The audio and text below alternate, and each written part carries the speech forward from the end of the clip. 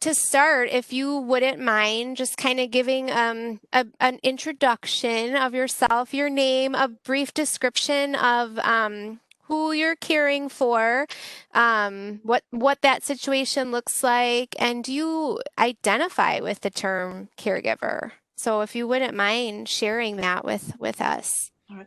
Well, my name is Kim. My husband and I have been married for 25 years, and as you're a parent, you also become caregivers. Well, our caregiving journey was a little different as our daughter was a preemie, and we were forced into parenthood 10 weeks early because things weren't going well.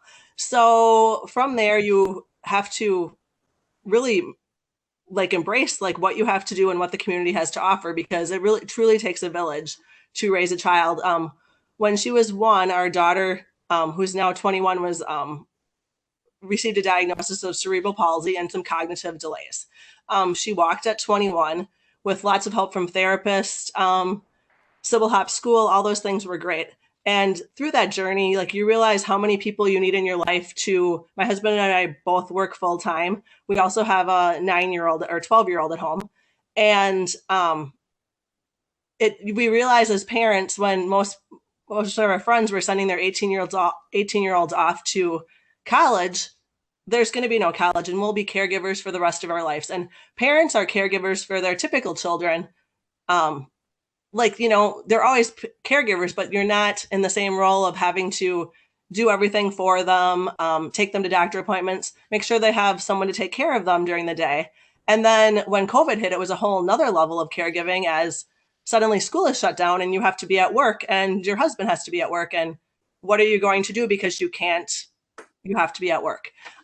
So I think that the community really needs to embrace like you have to look and see what is out there in the community so that you can function as a family and also not be resentful of your child who you also are caregiving for. Um, Yeah. I love that you brought community into the picture. Is there any one or two community resources or community supports that you reached out and found were very helpful in this journey for you guys? well, I think even from the beginning of birth to three, you start with birth to three, and then you have these therapists come into your life in your house, and your house is always clean because you have therapists in 3 days a week, and they give you bits and pieces, and then from there you have a caregiver, and then you transition to school. So you're always picking up pieces, and I look at Facebook or the internet as a wonderful resource of you're not alone because there's so many people out there that you can connect with, or you have a bad day or you hear something or you have a question about something, all you have to do is do a Google search. And sometimes maybe you shouldn't be Google searching, but at least you know that there's something out there for you in terms of you can maybe get an answer or get a solution or start the ball rolling. Um, then also like when she turned 18, you transition from when they're under 18 to you have to do the transition to guardianship, and oh my gosh, it's a whole new world of what do we do. And I know Katie yourself at ADRC had this wonderful sheet of paper that had literally you put check marks by what needed to be done, and I looked at that sheet of paper and it was like check mark, check mark, check mark. And it was so nice to have those tools in place with phone numbers and who you needed to call, and when you needed to call this office and that office, the phone number was right on there. And as being a working parent who can't just make a phone call from my job, to have those tools available and to be the most efficient with my time was very important. Excellent. Um, um, and I don't know if you might have answered some of this, but your caregiving experience, is it what you expected to be? Now, obviously, starting out, it might not have been what you expected to be as a typical parent, but once you kind of had the information and the diagnosis, was your caregiver experience what you thought, or? Yeah, I think that you slowly transition as a parent of a younger child to a parent of an adult child, that things are never going to change.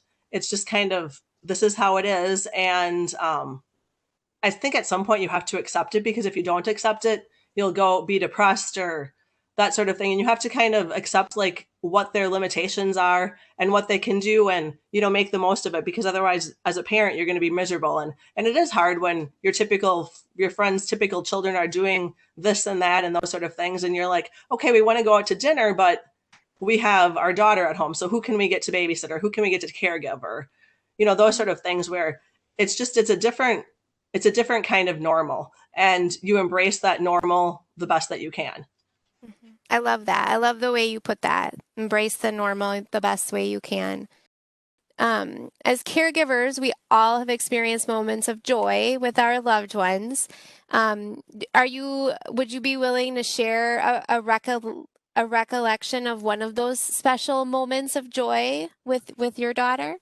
I would say like one of the things, like she has limited speech, and some of the things like that she does, which always just brings a smile to our face. And when we have sitters come over, they always get a smile too, is when we tuck her in at night, she's always says to you like, love you, mama, or love you, daddy. Hmm. And that's just one of those things where you can have a crappy day, but it's like, wow, she gets it, you know, at the end of the day. Hmm. She knows who takes care of her and who loves her. So, you know, and even if your child can't talk, they can embrace you in a different way. You know, that eye contact, those sort of things that make the day all go good in the end. Yeah, yeah, it's wonderful. Um, so as a mom, as a caregiver, what would you say some of your greatest successes were in kind of this journey? I would say just from what I would say maintaining a job while also having a special needs child and maintaining a life. And my husband and I make it a priority, except for this year due to COVID, we go on vacation every year. And the children stay home, and that's our time together, because you really have to make time for yourself and your spouse. And even if it's separate or together, you can't be with them all the time. And somehow you have to make it work. If it's going in the basement for a half hour, reading a book while they're upstairs, you just sometimes need to get away from them because you're Mhm. around them all the time. Yeah. So And, sometimes that just gets tiring. what about some of your greatest challenges? I know those have kind of come up a little bit, but is there something that you would look at as one of your greatest challenges as a caregiver? I would say when our daughter gets sick and I have to be at work, my husband needs to be at work, we have to balance a schedule to make that happen. And also sometimes lack of caregivers, and like the doctor appointments and those sort of things that like you always have to, it's a never ending like scheduling of trying to make it all fit in and make it work. Um, Mhm. because it's just hard sometimes because she can't stay by herself. As many special needs parents or older, you know, people that have spouses that just can't get away. It's not like, oh, I can meet you in 5 minutes. No, I need someone over here right now. Yeah. So, or when Yeah. 2 hour delays are one of the worst things in the world. I remember for school, and you're like, oh my gosh, I've just missed out on 3 hours of work. We have to cancel these patients. What do we do? And it's really hard because you don't want to make that fall on your coworkers, but at the same time, it's you don't have any other choice. And Would then you you think s- like, oh, I could just be home. But you know what I mean? I chose to work so that we could have a lifestyle. And Mhm. you know, my husband and I both had, you know, it's like you can't just not, you know, you can't crawl in a ball and say, oh, this is terrible. I can't do anything. You have to Mhm. somehow make your life better. Yeah. Yeah. Would you say that over the years, the jobs or the career that you guys have both had have been accepting and accommodating to the needs of your family? Yes, for the most part. I think like our careers have kind of plateaued, knowing that there's certain things that aren't realistically able for us to happen because we have to always have that in the back of our mind, like we need someone to take care of her, or we can't do this or we can't do that. So we have jobs that can work with our schedules. Okay. So Kim, I know we've talked about this before, but how do you maintain balance in your life as a Um, caregiver? like as we talked about, like just, you know, my husband and I both like he's a hunter and different outside activities. You have to make time for yourself, like we had talked earlier about.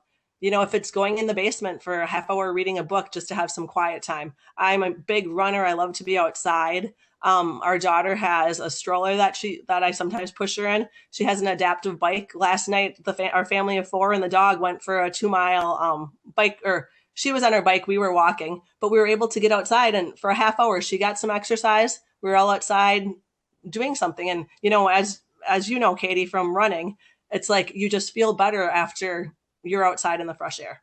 Yeah. Yeah. That's so awesome and so important too.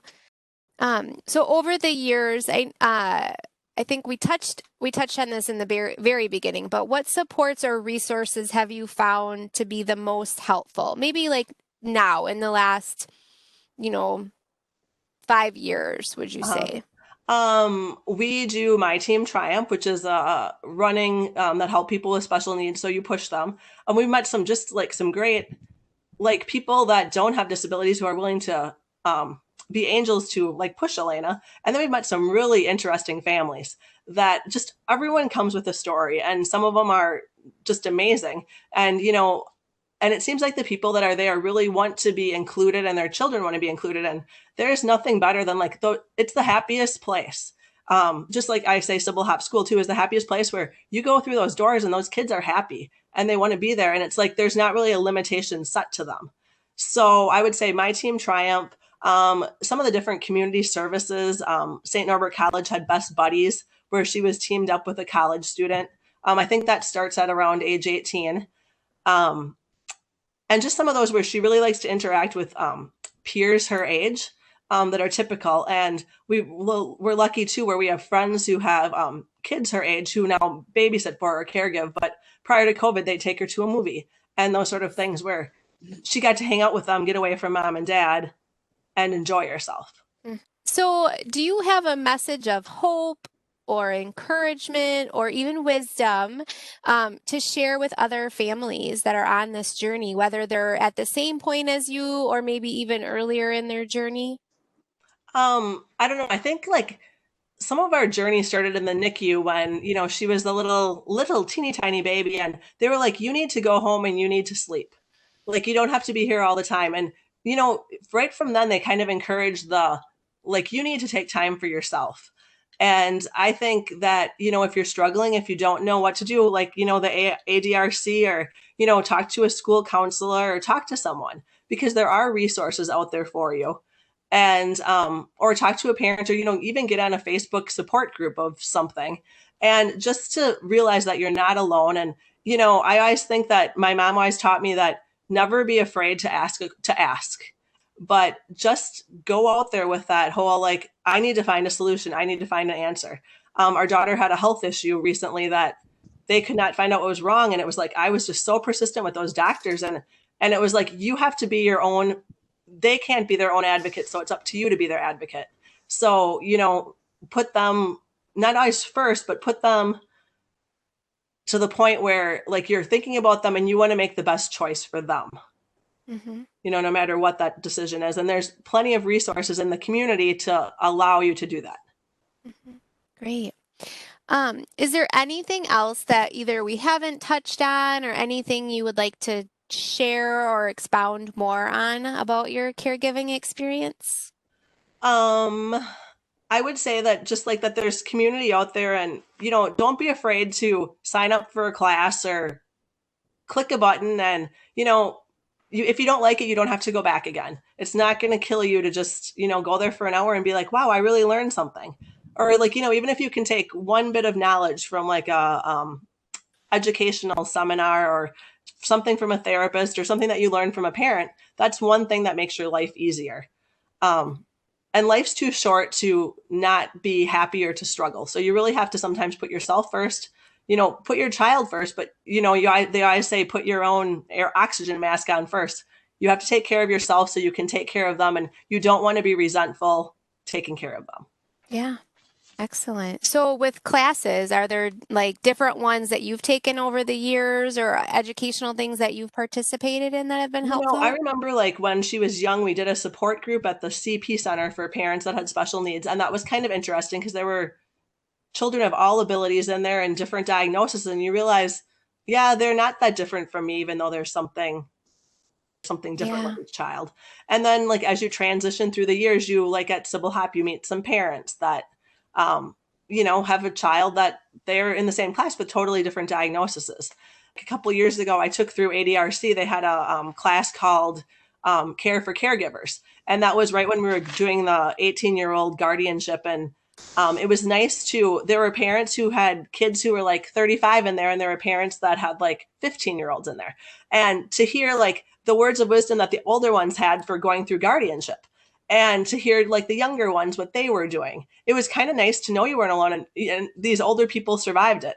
And then just to talk about some of the different resources in the community that we didn't know, I didn't know was available, that those people were using.